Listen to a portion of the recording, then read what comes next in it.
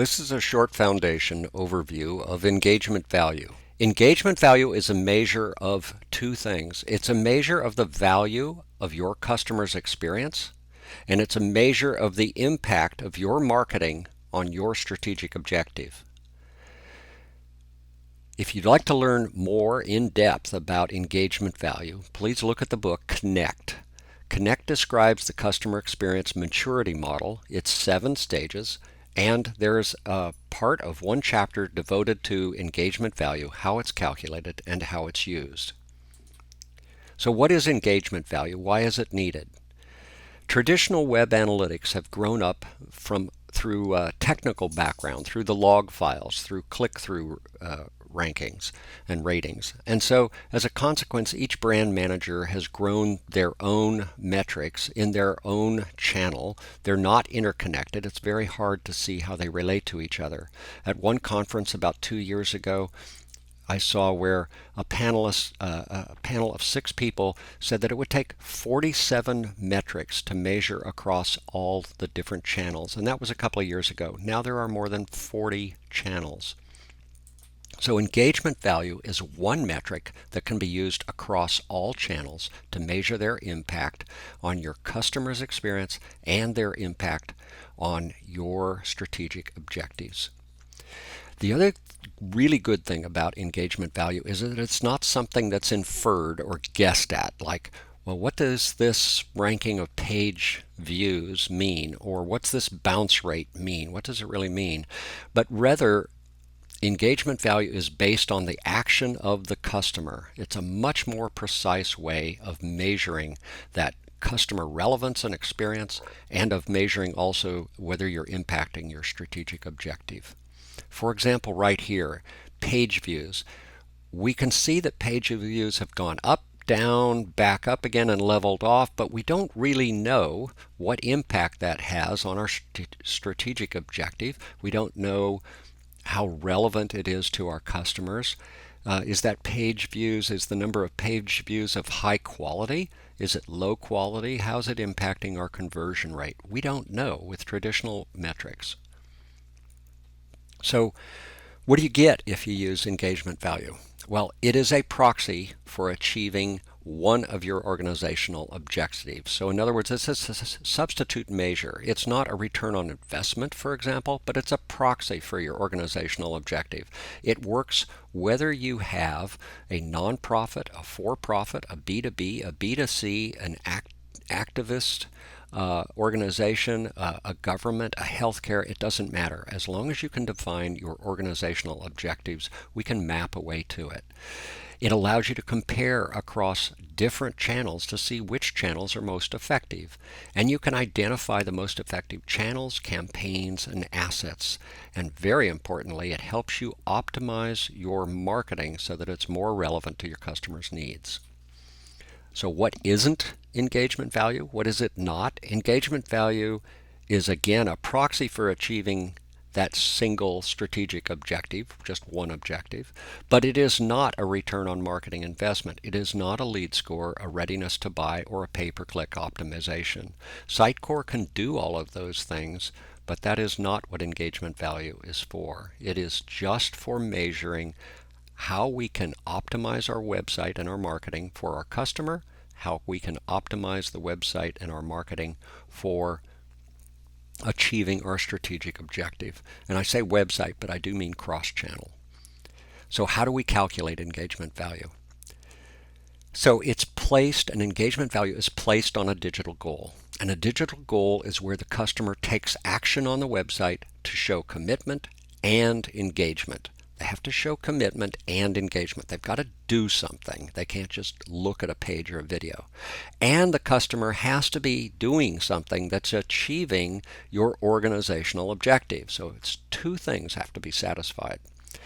So how do we get there? Again, the book Connect describes this in depth, but we create a map of what are your organization's strategic themes, like building a lifetime customer or building customer knowledge and customer intimacy.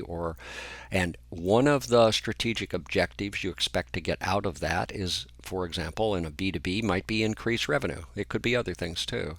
And what can marketing do to impact that strategic objective? And then what digital goals across multiple channels, what digital goals can you do to achieve these marketing objectives? So to figure all that out, we map this out. The book describes the process, but we map this out and then we brainstorm these right here. Using a team of 8 to 12 people, we brainstorm these digital goals.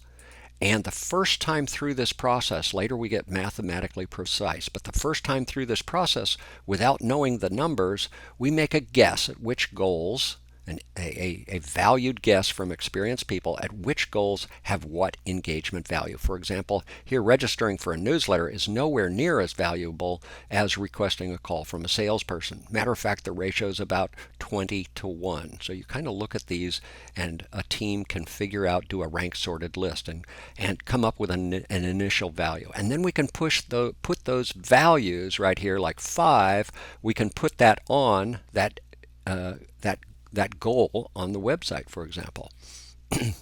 So you remember the chart where we just showed page views. Here's the same chart.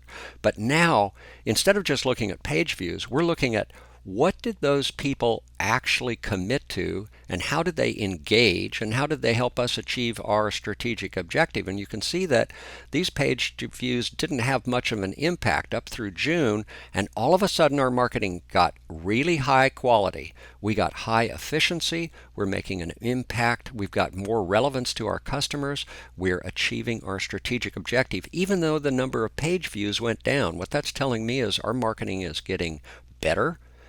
Our customer quality is getting better. We're getting more relevant to what our customers need, and we're achieving our strategic objectives. So how do we define this engagement value? Well, here's an example. How do we get more precise after our first guess?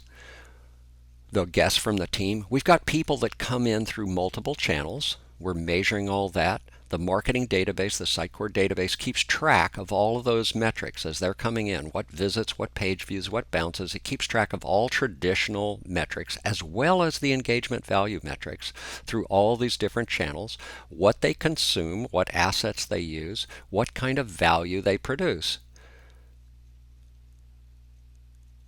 So notice there hasn't been too much value produced yet. Uh-oh, what's this? This lady has come in and she's requested a call. And we know just from some simple math, looking at our CRM, that one call could be valued at about $1,500. So now let's put some more realistic numbers on this. And so if we've got more realistic numbers like that, we need to know, well, of these things up here, these are statistical metrics, traditional metrics from our web, but these are actual conversions that are leading to our objective, those things that were on that engagement value scale. And so if we do a little bit of simple math here, and we figure out, well, there's our top value that we're driving toward, and we know that it's these 4 conversions here,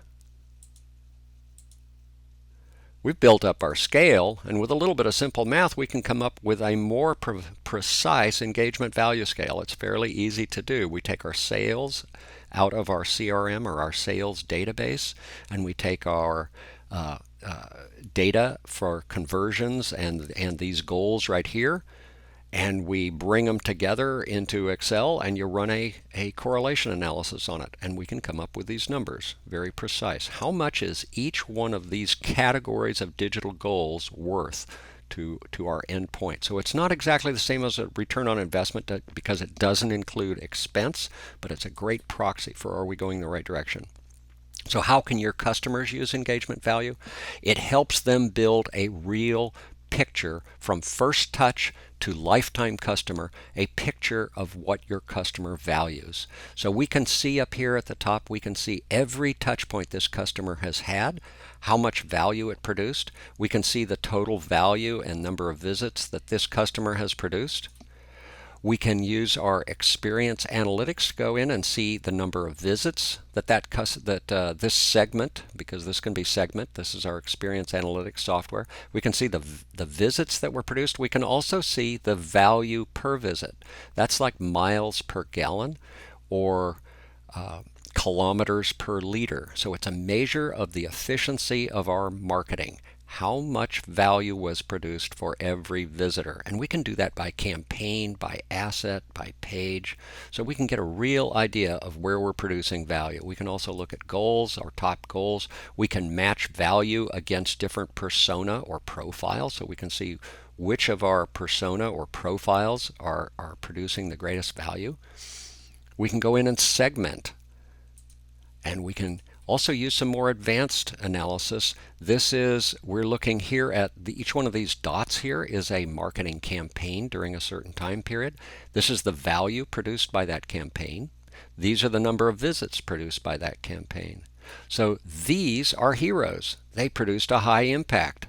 Let's reproduce them. Let's get them out through multiple channels. If it's a big concept, an overview concept, let's take those same people and give them something differentiated, a little more segmented. These are high converters, but they didn't have very high number of visits. So let's take these and figure out how we can make them more attractive to get more people looking at them. These were very attractive, but they didn't convert very much. So let's see how we can add value to spice them up, to add quality to them. We can also use the Sitecore Path Analyzer to go in and actually, instead of looking at specific defined paths like you would in some other software, we can go in and look, we can segment, say, I want to be this kind of a visitor, this kind of a segment. Show me exactly what in my network is most valuable. Which one produces the most value? Which one produces the most number of visits? Which direction do they go from there? What do they value next? Obviously, this is a high value path. So I want you to remember 2 key points. Let's make it 3. Traditional metrics do not give you a really valuable picture of what's going on with your marketing and how you're achieving your strategic objectives. That's where we need engagement value. It is a measure of the value of the customer's experience and the impact of your marketing on your strategic objective.